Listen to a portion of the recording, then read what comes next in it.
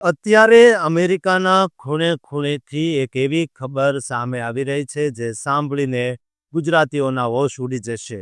અને તમે વિચારતા થઈ જશો કે શું કોઈ લાલચમાં આટલી હદે જઈ શકે ખરું?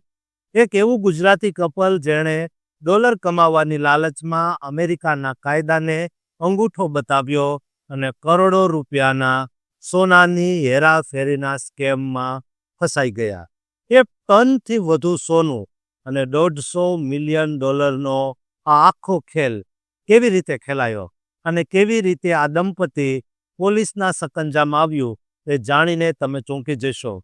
આજે અમે આ કિસ્સા પરથી પડદો ઉઠાવવા જઈ રહ્યા છીએ જે તમારી આંખો ખોલી નાખશે. તમને પણ એવું થશે, શું આવું કરવા જ ગુજરાતથી આ લોકો અમેરિકા જાય છે? અમેરિકામાં મહેનત કરનાર તમામ ગુજરાતીઓના માથા શરમથી ઝૂકી જાય તેવી ઘટના સામે આવી છે. પિનલ અને સંદીપ આ નામ બદલવામાં આવ્યા છે કારણ કે હજુ તેમના પર કેસ ફાઇલ થયો નથી. એક યુવાન ગુજરાતી કપલ જે ભારતથી આંખોમાં મોટા સપના લઈને અમેરિકા પહોંચ્યું, પરંતુ આજે તેઓ જેલના સળિયા પાછળ છે.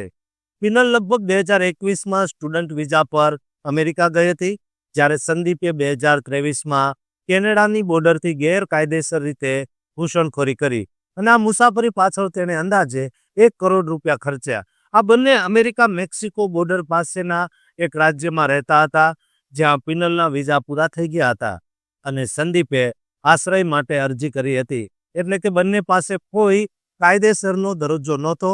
આ કપલ અમેરિકામાં એક ફરાર થઈ ગયેલા ગુજરાતી બોસ માટે કામ કરતા હતા, જે પાર્સલ સ્કેમ ચલાવતા હતા. આ સ્કેમમાં માસૂમ લોકોને છેતરીને તેમની પાસેથી સોનાના બિસ્કિટ પડાવી લેવામાં આવતા હતા. પિનલ અને સંદીપે અત્યાર સુધીમાં 1 ટનથી પણ વધુ સોનાની હેરફેર કરી હોવાનું મનાય છે, જેની કિંમત $150 મિલિયન પણ વધુ થાય છે. આ કામના બદલામાં તેમને દર મહિને $40,000 થી $50,000 કમિશન મળતું હતું. સંદીપ આ સોનાને એક રાજ્યમાંથી બીજા રાજ્યમાં પહોંચાડવાનું કામ કરતો હતો. માત્ર 2 જ વર્ષમાં આ કમાણીથી તેમણે અમેરિકામાં 3 સ્ટોર ખરીદી લીધા અને ભારતમાં પણ માલ સામાન મોકલવાનું શરૂ કરી દીધું, જેથી ભારતમાં રહેતા તેમના સ્વજનો ખૂબ ખુશ હતા. પણ કહેવાય છે ને કે પાપનો ઘડો એક દિવસ ભરાઈ જ જાય. બસ ત્યારે કોઈ સાથ આપતું હોતું નથી અને અત્યારે બરાબર એ જ સ્થિતિ છે.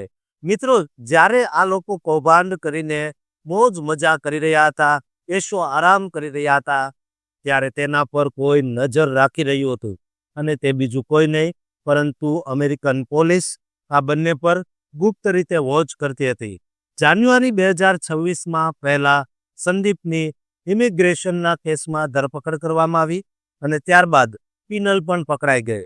હાલમાં આ બંને જામીન વગર જેલમાં છે અને જો તેમના પરના આરોપો સાબિત થશે તો તેમને લાંબા સમય સુધી જેલની સજા અને ત્યારબાદ ડિપોર્ટેશન એટલે કે દેશ નિકાલનો સામનો કરવો પડી શકે છે. અમેરિકામાં અત્યારે આવા ગોલ્ડ બાર સ્કેમ ખૂબ વધી રહ્યા છે, જેમાં ખાસ કરીને વૃદ્ધોને નિશાને લેવામાં આવે છે. ફેબ્રુઆરી 2026માં જ અમેરિકામાં ભારતીય મૂળના અનેક લોકોની ધરપકડ કરવામાં આવી છે, જેઓ આવી રીતે મની લોન્ડરિંગ અને ફ્રોડ કેસમાં સામેલ હતા. આ કિસ્સો તે દરેક વ્યક્તિ માટે ચેતવણી સમાન છે જેઓ ટૂંકા રસ્તે અમીર બનવા માંગે છે અને ગેરકાયદેસર રીતે વિદેશમાં જઈને આવા ગુનાહિત કામોમાં ફસાય છે. તપાસ હજુ ચાલુ છે અને સત્ય ટૂંક સમયમાં સામે આવશે. જોકે હાલ તો ગુજરાતીઓ કહી રહ્યા છે કે આ પકડાયેલા કપલને પરત ભારત ન મોકલવા જોઈએ, તેમને દુનિયાના કોઈ પણ એવા ખૂણે મોકલી દેવા જોઈએ જેથી કરીને તેઓ ફરી ગુજરાતનું કે ભારતનું નામ ખરાબ ન કરે. સોશિયલ મીડિયામાં આ કપલ સામે ઘણી એવી કોમેન્ટ વહેતી થઈ છે જે ગુજરાતીઓનો ગુસ્સો દર્શાવે છે. તમે શું કોમેન્ટ કરવા માંગો છો તે અત્યારે જ નીચે લખી નાખો અને આ ચેનલને સબસ્ક્રાઇબ કરી દેજો.